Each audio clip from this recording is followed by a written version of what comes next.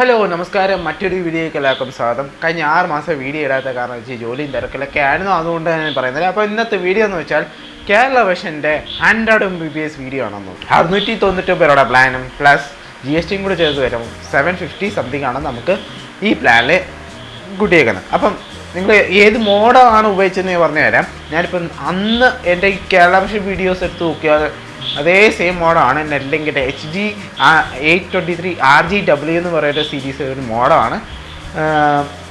Single band മോഡാണ് ഇതിന് ഉപയോഗിച്ചത്. അതിൻ്റെ കൂടെ എൻ്റെ MIയുടെ റൗട്ടർ 4C ആണ് ഇതിൻ്റെ കൂടെ ഉപയോഗിച്ചിട്ടുള്ളത്.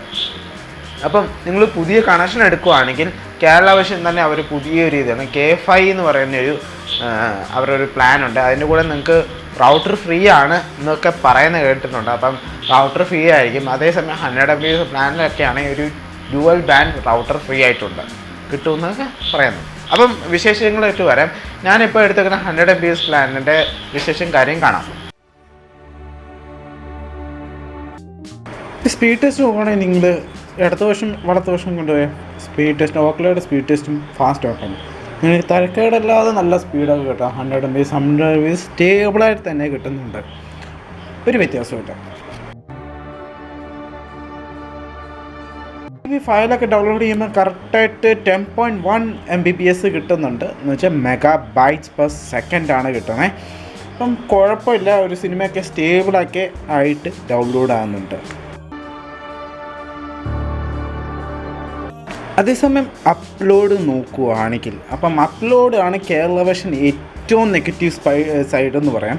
അതായത് നമുക്ക് കറക്റ്റായിട്ട് അപ്ലോഡ് സ്പീഡ് കിട്ടുന്നില്ല. എന്താ കാരണം ഇതുവരെ മനസ്സിലായില്ല. പക്ഷേ യൂട്യൂബിൽ വീഡിയോസൊക്കെ അപ്ലോഡ് ചെയ്യും, ചില സമയത്ത് നല്ല സ്റ്റേബിൾ സ്പീഡ് കിട്ടും. Depending on the file size എന്ന് പറയാം. എന്ന് വെച്ചാൽ സ്റ്റേബിൾ സ്പീഡൊക്കെ കിട്ടും. പക്ഷേ എന്താണ് ഇത്ര സ്ലോ ആയിട്ട് വരുന്നത്? ഇപ്പോൾ ഇത് ഈ കാണുന്ന അപ്ലോഡ് എന്ന് വെച്ചാൽ ഏകദേശം 1.5 GB ഫയലാണ് നമ്മുടെ ഈ ഒരു വെബ്സൈറ്റിൽ കയറ്റുന്നത്. അപ്പം കേരള വിഷൻ ഇത്ര നാൾ ഉപയോഗിച്ചിട്ട് എക്സ്പീരിയൻസ് ഞാൻ പറയാം. അപ്പോൾ ഞാൻ എൻ്റെ ഈ യൂട്യൂബ് ചാനൽ തുടങ്ങിയ തൊട്ട് ഞാൻ കേരള വിഷൻ്റെ ഒരു കസ്റ്റമറാണ്. അന്ന് തൊട്ട് ഇന്ന് വരെ കേരള വിഷൻ നല്ലൊരു ഡിഫറൻസ് ആണ് വരുത്തിക്കുന്നത്. അവരുടെ സെർവർ കാര്യത്തിനും എല്ലാ കാര്യത്തിനും ഡിഫറൻസ് ആണ്.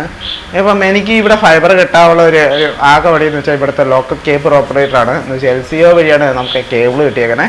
അപ്പം ഞാൻ ഇൻ കേസിന് വീടൊക്കെ മാറുവാണെങ്കിൽ എനിക്ക് LCO കോൺടാക്ട് ചെയ്താൽ എനിക്ക് വരും 1200 1500 റേഞ്ച് എനിക്ക് ഇവർ പ്ലാൻ്റെ റീചാർജും ഇൻസ്റ്റലേഷൻ ചാർജ് അവർ മേടിക്കത്തുള്ളൂ. ചിലപ്പോൾ കേബിൾ ഈ ഓരോ 2 പേര് കേബിൾ ഉണ്ടെങ്കിൽ അതിൽ ഫൈബർ സെറ്റ് ആണെങ്കിൽ നിങ്ങൾക്ക് അത്രയും ചാർജറും പിടിക്കത്തില്ല. അപ്പം അതൊക്കെയുള്ള വിശേഷം. നെഗറ്റീവായിട്ട് എനിക്ക് പറയാനുള്ളതെന്ന് വെച്ചാൽ സർവീസിൻ്റെ ചില സമയത്ത് നെറ്റ് പീക്ക് അവേഴ്സൊക്കെ നല്ലൊരു ലാഗ് അടിക്കുന്നുണ്ടായിരുന്നു. ഇപ്പോൾ അതൊരു സോൾവ് ആയിട്ട് വരുന്നുണ്ട്. പീക്ക് അവേഴ്സിൽ നമുക്കൊരു നെറ്റ് സ്റ്റേബിൾ ഇല്ലാതെ പോലെ നമുക്കൊരു യൂട്യൂബൊക്കെ നോക്കുവാണെങ്കിൽ സൺനെക്സ്റ്റ് നെറ്റ്ഫ്ലിക്സ് ഒക്കെ സ്ട്രീം ചെയ്യുവാണെങ്കിൽ നമുക്ക് ഇടയ്ക്ക് ഒരു ബഫറിങ് ഫീല് കിട്ടാറുള്ളൂ.